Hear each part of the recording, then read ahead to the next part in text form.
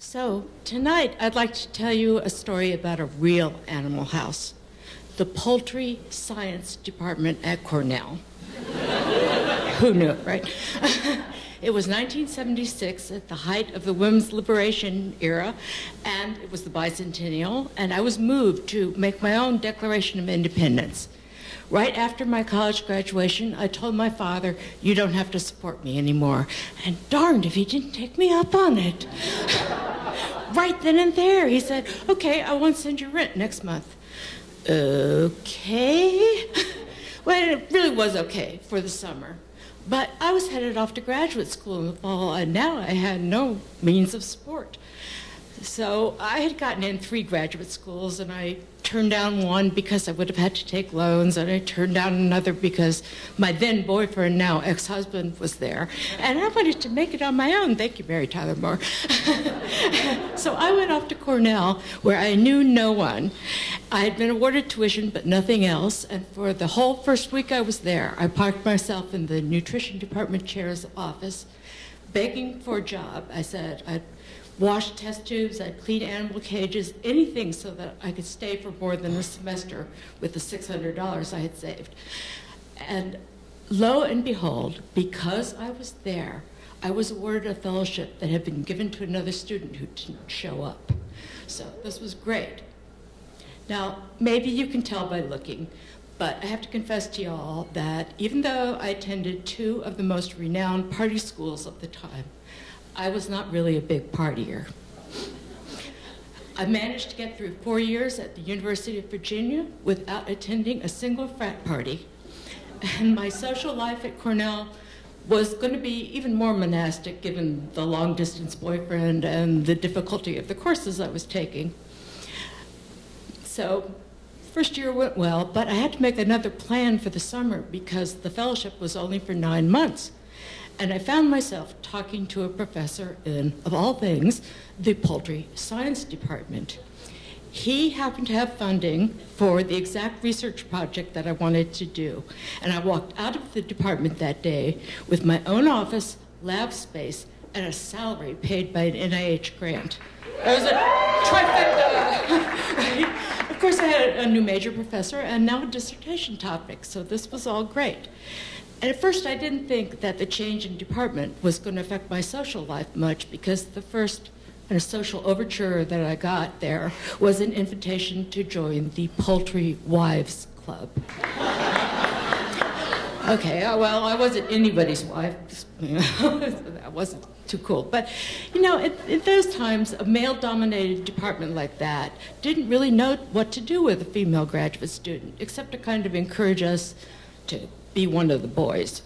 Okay. And that meant doing all the physical labor for your research, fine, partying hard, and playing competitive sports. Not my cup of tea at all. But, you know, I manned up and did what was expected of me at the time. And then Calvert came along and upped the ante. Now, Calvert was a real cowboy from Montana. And the first time I saw him wearing his ostrich skin cowboy boots and a big old rodeo belt buckle, I kind of sensed he was rough around the edges.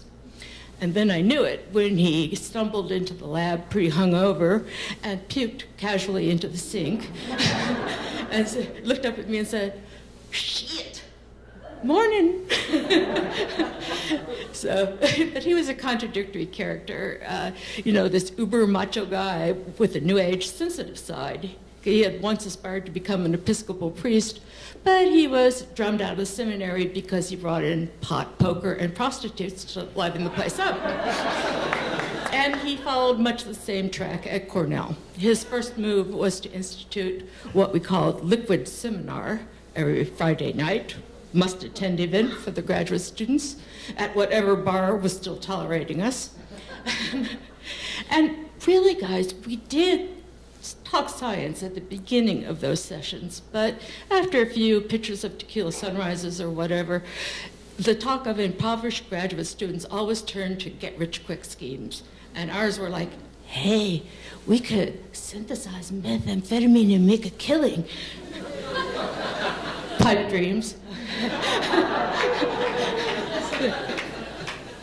Well, apart from the free-flowing alcohol, we in the lab had access to special substances. So it wasn't unusual for someone to swing by and say, hey, I'm going to the gas store. Anybody want something? And the answer usually was, hey, a party pack of nitrous oxide, man. So anyway, I knew things, and then let's not even mention the sex. I mean, most of the guys were married, but you wouldn't know it by their behavior. Like, if you really needed to use the darkroom to develop film, you had to reserve it pretty early in the day. I knew things had gone too far when one night at a party I watched 3 marriages implode. The woman I had come with developed a tick in her eye, and my major professor across the room thought she was winking at him, and he started winking back at her. His wife was not amused. She had every right to be suspicious because he was having an affair, not with this woman, but she would catch up with him like 3 affairs down the road. So, and then the host of the party groped me. He put his hand right up my skirt in full view of everyone there, including his wife, who was also not amused. And I don't even know what happened to the last guy left at the party, but he was sitting alone in the living room, twisting his wedding ring on his finger and saying over and over, I can't believe I'm married. He wasn't much longer. Now, it was one thing for these guys to try to turn me into a foul-mouthed, alcoholic, boorish squash player. But it was quite another thing when I found out that they were planning to kidnap me and force me to go downhill skiing. That was the last straw. You know, I took a crummy job at home, and you know, I paid rent to my father, who accepted it for a couple months, but things worked out well. I had left without doing my dissertation, and I did tie that up within a year, got the degree, which has served me well. But I have to say, I got out of that animal house just in time to save my soul, I think. But I have to say I'm grateful for the experience because it toughened me up so much that no other situation has fazed me much, and I'm able to be truer to myself. Thank you.